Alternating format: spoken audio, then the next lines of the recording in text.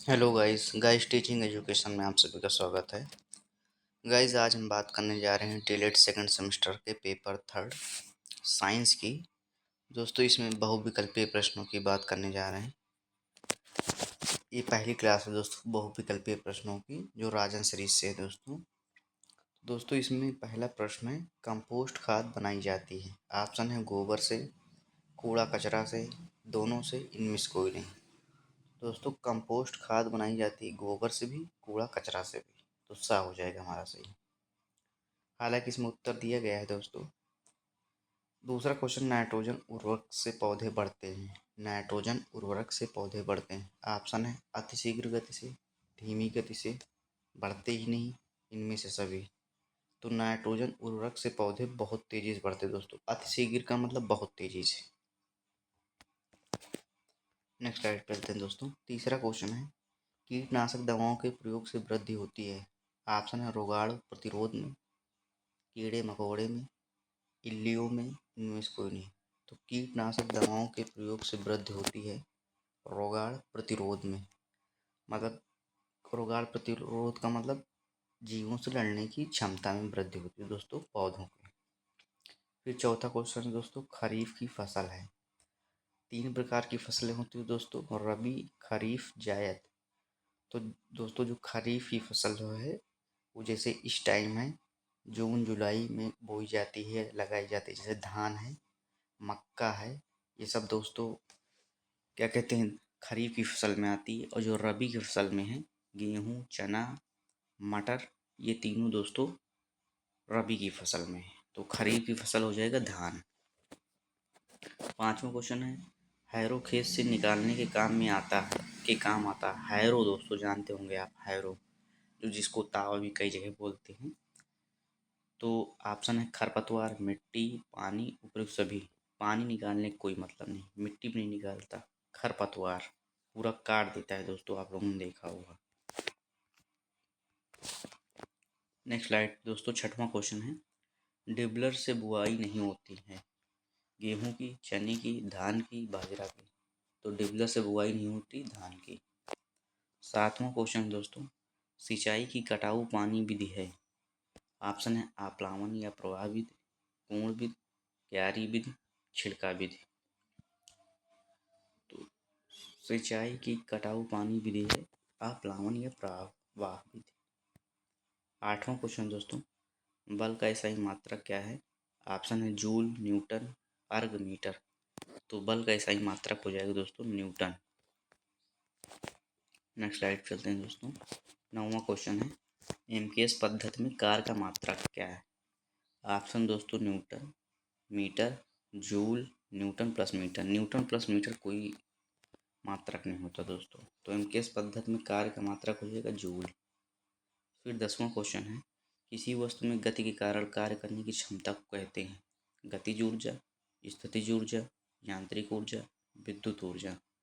तो दोस्तों किसी वस्तु में गति के कारण कार्य करने की क्षमता को गतिज ऊर्जा कहते हैं।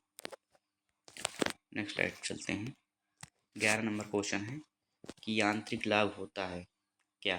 W×F, W/F, W+F, W-F। तो यांत्रिक लाभ बराबर होता है जो वर्क बटे बल, कार्य बटे बल। दोस्तों ये भी बोल सकते हैं यांत्रिक लाभ बराबर। ये ऑब्लिक का मतलब दोस्तों अपान में है, कार्य बटे फोर्स मतलब बल। इसको ऐसे भी लिख सकते हैं W/F, ये लिखा है दोस्तों। फिर 12 नंबर है, सरल मशीन है। ऑप्शन है मोटरसाइकिल, सिलाई मशीन, घिरनी, उपरोक्त सभी। तो सरल मशीन है दोस्तों घिरनी। 13 नंबर क्वेश्चन है, वृक्षारोपण से भूमि का कटाव होता है। कम, अधिक, नहीं, समान रूप से। तो दोस्तों वृक्षारोपण से भूमि का कटाव समान रूप से होता है। नेक्स्ट स्लाइड चलते हैं दोस्तों। 14 नंबर क्वेश्चन है कि बलुई दोमट मिट्टी में रेत की मात्रा कितनी है। बलुई दोमट मिट्टी में रेत की मात्रा। तो दोस्तों ऑप्शन है 60 से 80%, 50 से 60%, 60% से कम, 60% से अधिक। तो बलुई दोमट मिट्टी में रेत की मात्रा 60 से 80% होती है। फिर 15 नंबर क्वेश्चन है, नियमित खाद के प्रयोग से होती है उपज की वृद्धि, मिट्टी की वृद्धि, पानी की वृद्धि, इनमें से कोई नहीं। तो नियमित खाद के प्रयोग से उपज की ही वृद्धि होगी दोस्तों, पानी की वृद्धि का कोई मतलब नहीं। मिट्टी कहाँ बढ़ेगी दोस्तों, कोई मतलब नहीं इसका। 16 नंबर क्वेश्चन है, चिमटा उदाहरण है। ऑप्शन है प्रथम श्रेणी उत्तोलक का, द्वितीय श्रेणी उत्तोलक का, तृतीय श्रेणी उत्तोलक का, एक मशीन का। तो चिमटा उदाहरण है तृतीय श्रेणी उत्तोलक का। फिर दोस्तों 17 नंबर क्वेश्चन है कि पुनः प्राप्त होने वाला नवीकरणीय ऊर्जा का स्रोत है। दोस्तों दो प्रकार की ऊर्जा है, नवीकरणीय अनवीकरणीय। तो दोस्तों मैंने आप लोगों को बताया है अतिलघुत्तरीय प्रश्नों में, क्योंकि आप सेकंड सेमेस्टर की जो साइंस है दोस्तों, अतिलघुत्तरीय प्रश्न जितने भी राजन सीरीज के हैं मैं करा चुका हूँ दोस्तों। तो नवीकरणीय जब आ पहले ना आए तो उधर हो जाएगा असीमित, नवीकरणीय असीमित। अनवीकरणीय तो सीमित, मतलब जिसमें आ पहले नहीं आ रहा तो उधर आ लगेगा। नवीकरणीय असीमित, अनवीकरणीय सीमित, नवीकरणीय फिर असीमित है। मतलब यहाँ से आप जान सकते हैं, अगर आपको ऐसे नहीं याद, असीमित का मतलब दोस्तों इसकी कोई सीमा ही नहीं, अनंत मतलब। और अनवीकरणीय सीमित का मतलब एक लिमिटेड, एक निश्चित है दोस्तों। तो दोस्तों नवीकरणीय जो होता है इसमें आते हैं सूर्य का प्रकाश, जल, हवा, ये सब दोस्तों। तो ऊर्जा का स्रोत है ज्वार भाटा की ऊर्जा, ये भी कभी समाप्त नहीं होगी दोस्तों। प्राकृतिक गैस है, कोयला है, पेट्रोलियम है, ये सब समाप्त हो सकता है दोस्तों। 18 नंबर है क्वेश्चन, पुनः प्राप्त न होने वाली अनवीकरणीय ऊर्जा का स्रोत है। अनवीकरणीय आ गया तो सीमित। तो दोस्तों ऑप्शन है कोयले की ऊर्जा, सौर ऊर्जा, पवन ऊर्जा। तो इसमें हो जाएगा दोस्तों कोयले की ऊर्जा।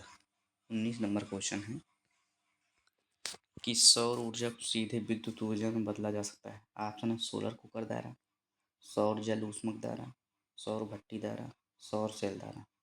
तो सौर ऊर्जा को सीधे विद्युत ऊर्जा में बदला जा सकता है सौर सेल द्वारा। भाई सौर, आपने देखा होगा दोस्तों सोलर सेल जो लग रहे हैं इस समय, सूर्य से ऊष्मा लेते हैं और सीधा विद्युत ऊर्जा में बदल जाते हैं, लाइट देते हैं या मोटर भी चलती हैं, ट्यूबवेल चलते हैं, इससे सब काम हो रहा दोस्तों इससे, जितना लाइट से होता था। 20 नंबर है क्वेश्चन, कार्य है अदिश रास, सदिश रास, न्यून रास, इनमें से कोई नहीं। तो दोस्तों कार्य है अदिश रास। 21 नंबर क्वेश्चन है, ऊर्जा का मात्रक एमकेएस पद्धति में क्या है। तो ऊर्जा का मात्रक एमकेएस पद्धति में दोस्तों जूल है। दोस्तों उम्मीद करता हूँ कि आप सभी को क्वेश्चन और वीडियो पसंद आई होंगी दोस्तों, क्वेश्चन समझ में आए होंगे दोस्तों। वीडियो को लाइक और चैनल को सब्सक्राइब कर लीजिएगा। हम लोग नेक्स्ट क्लास में मिलते हैं। थैंक यू दोस्त, आप सभी अपना ख्याल रखिएगा।